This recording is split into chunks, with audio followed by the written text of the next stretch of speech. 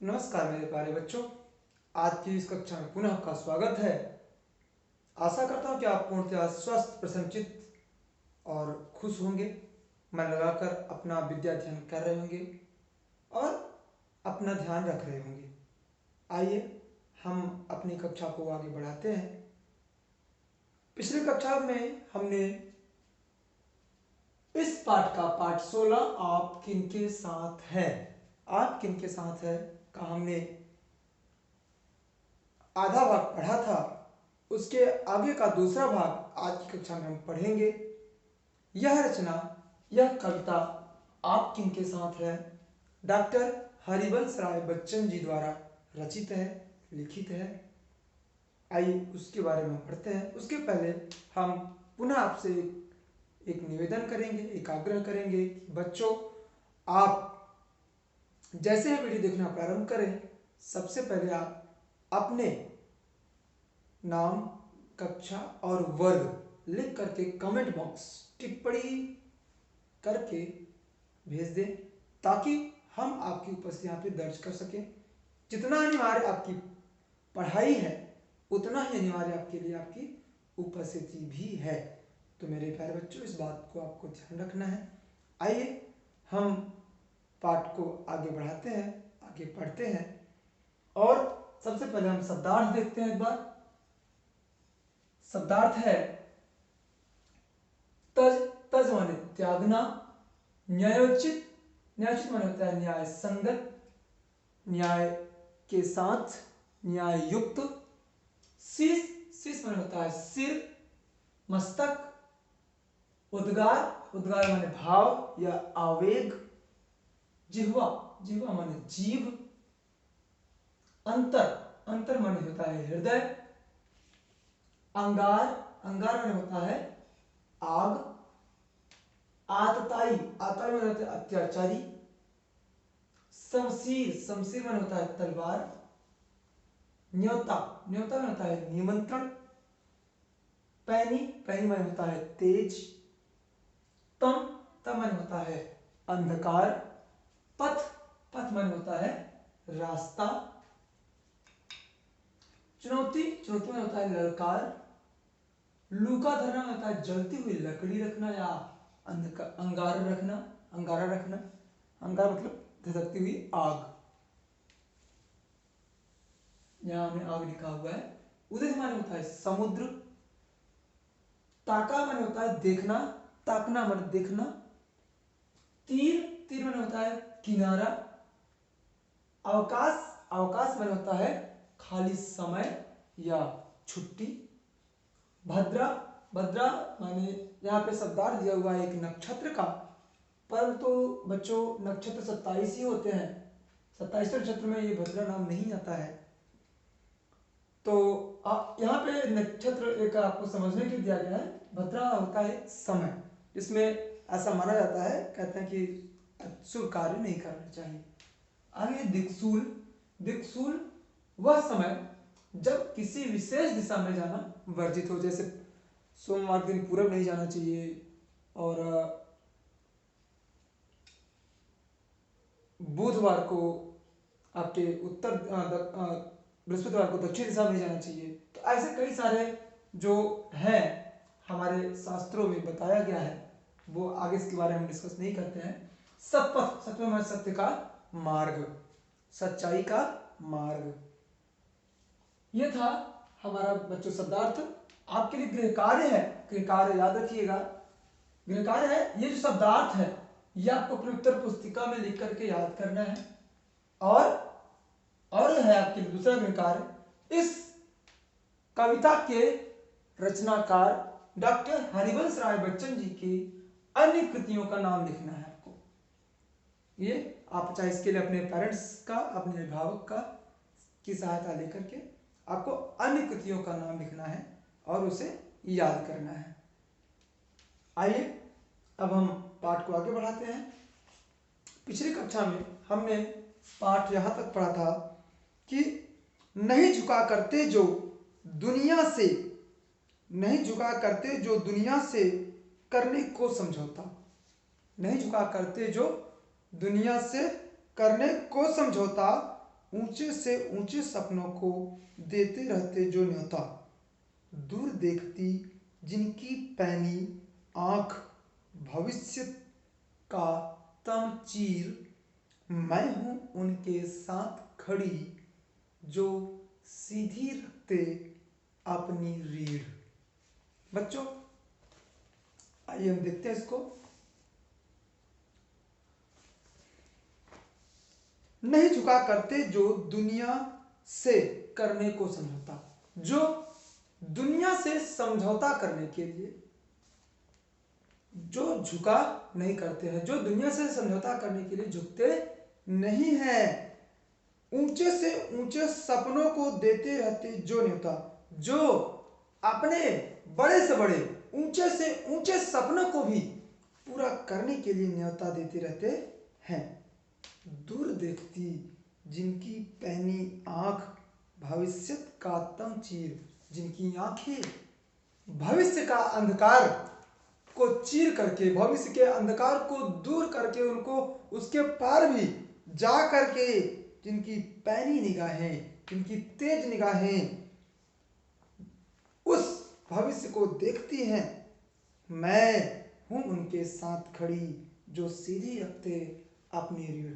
मैं उन वीरों के साथ खड़ी हूं, मैं उन वीरों के साथ हूं जो कभी झुकते नहीं हैं, जो हमेशा अपने सीने को गर्व से तान कर रखते हैं, कभी अपने रीढ़ को झुकाते नहीं हैं।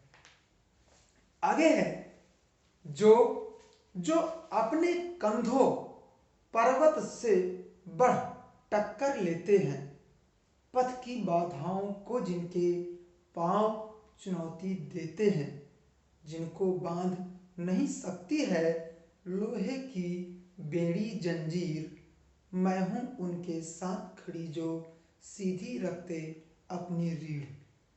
जो अपने कंधों पर्वत से बढ़ टक्कर लेते हैं, यहां पे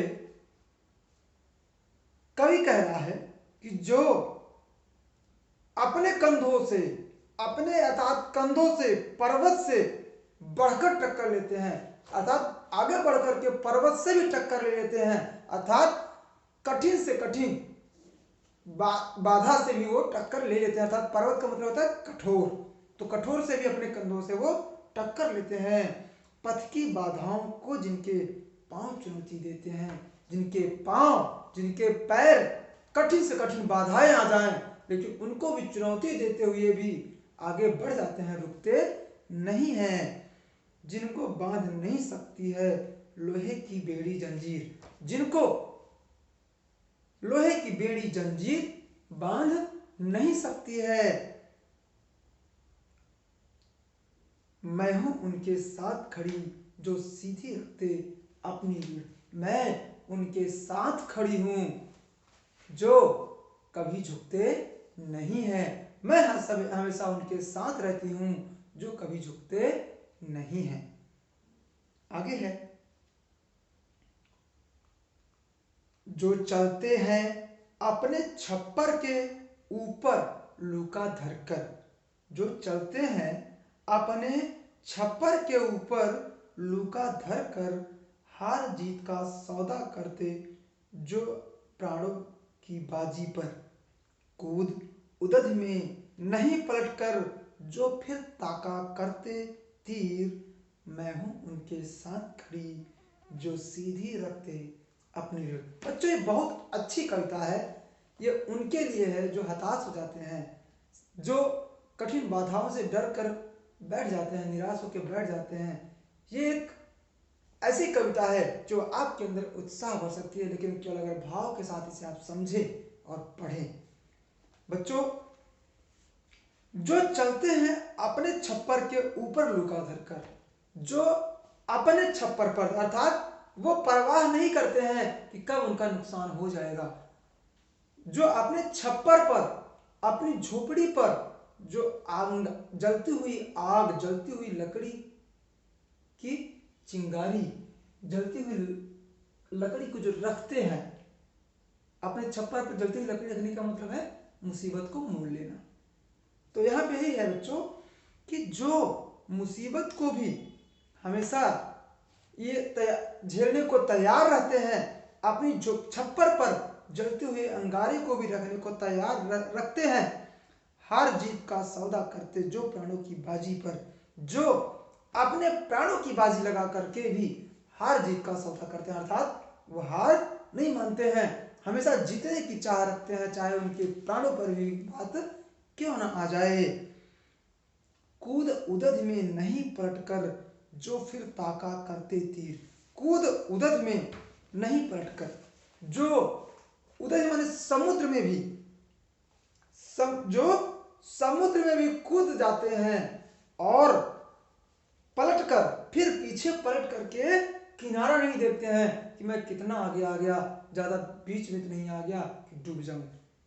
वो किनारा नहीं देखते हैं, वो सिर्फ सामने देखते हैं, पीछे पड़कर नहीं देखते। जो वीर होते हैं वो पीछे नहीं देखते हैं, हमेशा आगे देखते हैं, आगे बढ़ो। पीछे देखेंगे तो फिर हम पीछे ही देखते रह जाएंगे, इसलिए कभी हमें पलट कर पीछे देखना नहीं चाहिए। आगे है, मैं हूं उनके साथ खड़ी जो सीधी रखते अपनी रीढ़। यहाँ पे लेखक यहाँ पे कवि कह रहा है कि मैं उनके साथ खड़ा हूं जो अपनी रीढ़ को सीधा रखते हैं, जो कभी झुकना नहीं जानते हैं। आगे है, जिनको यह अवकाश नहीं है देखे कब तारे अनुकूल, जिनको यह परवाह नहीं है कब तक भद्रा कब दिक्सूल, जिनके हाथों की चाबुक से चलती है उनकी तकदीर, मैं हूं उनके साथ खड़ी जो सीधी रखते अपनी रीढ़। आगे है बच्चों, जिनको यह अवकाश नहीं है, अवकाश मतलब छुट्टी, जिनको ये छुट्टी नहीं है, इतना उनके पास यह समय नहीं है कि वो यह देखें कि कब ये तारे, कब ये ग्रह नक्षत्र हमारे अनुकूल होंगे, हमारे साथ होंगे।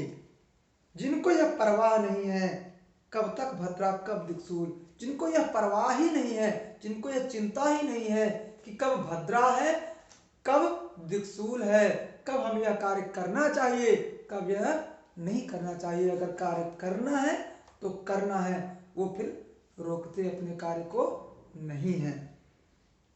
जिनके हाथों की चाबुक से चलती है उनकी तकदीर, जिनके हाथों की चाबुक से, जिनके हाथों की जो चाबुक है, जो लगाम है, उससे अपनी जो तकदीर चलाते हैं, जो अपने भाग्य का फैसला करते हैं, वो वीर पुरुष की बात करते हैं। उसी के बारे में कह रहे हैं कि मैं उनके साथ खड़ी हूं जो सीधी रखते हैं अपनी रीढ़, अपनी रीढ़ को जो सीधा रखते हैं, जो कभी झुकते नहीं है। जिनके हाथों की चाबुक से चलती है उनकी तकदीर, मैं हूं उनके साथ खड़ी जो सीधी रखते अपनी रीढ़। जिनको यह पर, जिनके हाथों की चाबुक से, जिनके हाथों में चाबुक है उससे वो क्या करते हैं, चलती है उनकी तकदीर, अर्थात अपने चाबुक से अपने तकदीर को अपने हाथों से वो चलाते हैं। जो समय की परवाह नहीं करते हैं, जो वीर पुरुष होते हैं वो अपने भाग्य को अपने हाथों से चलाते हैं, अपने कर्म से चलाते हैं, वो कभी रुकते नहीं होते हैं, कभी निराश नहीं होते हैं, कभी थकते नहीं हैं। मैं उनके साथ खड़ी हूं, यहाँ पे उनके साथ हम खड़े हैं जो अपने रीढ़ को सीधा रखते हैं, जो कभी किसी के सामने झुकते नहीं हैं। आगे है, तुम हो कौन कहो जो मुझसे सही गलत पथ लो तो जान, सोच समझकर पूछ पूछ कर बोलो कब चलता तूफान, सतपथ है वह जिस पर अपनी छाती ताने जाते वीर, मैं हूं उनके साथ खड़ी जो सीधी रखते अपनी रीढ़। मैं उनके साथ खड़ी जो सीधी रखते अपनी रीढ़। तुम हो कौन, तुम हो कौन, सबसे बड़ी बात है। कभी आप, जो व्यक्ति अपने आप को पहचान गया वो कभी निराश नहीं होगा, वो कभी रुकेगा नहीं, वो कभी थकेगा नहीं, वो हमेशा आगे बढ़ता जाएगा। तो तुम हो कौन, पहचानिए कि आप कौन हैं। कहो जो मुझसे कहो वो सही गलत पथ लो तो जान। जो मुझसे कहो उस रास्ते के बारे में सही और गलत का को जान लो। सही और गलत उस रास्ते के बारे में आप जान लो, तब मुझसे बताओ कि तुम कौन हो। सोच समझ कर, अर्थात खुद सोच लो और समझ लो। पूछ पूछ कर, लोगों से चाहे तो पूछ लो। बोलो कब चलता तूफान, तूफान कब चलता है यह कभी किसी को पता नहीं होता।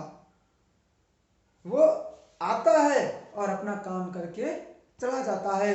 वीर भी उसी तरह होते हैं कि तूफान की तरह वह बिल्कुल पहले शांत रहेंगे, लेकिन जब उनको अपना कार्य करना है तो आएंगे, चुपचाप अपना कार्य करके वो चले जाएंगे।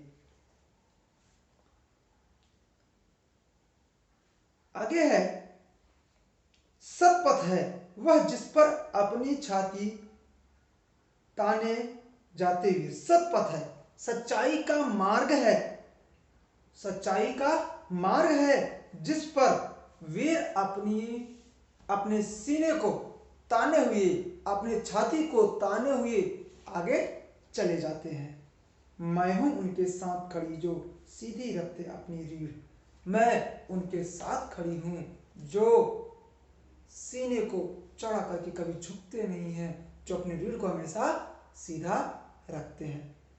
मेरे प्यारे बच्चों, ये था आपके इस पाठ का हिंदी अर्थ डॉक्टर हरिवंश राय बच्चन जी के द्वारा। जैसा कि हमने आपको पहले बताया कि यह लिखा गया है, यह रचना है।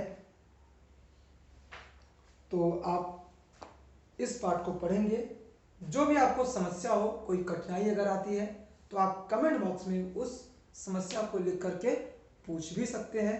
जैसे हमें आपका वह प्रश्न मिलेगा, जल्द से जल्द शीघ्र हम आपका उसका उत्तर भी देने के लिए तैयार रहेंगे।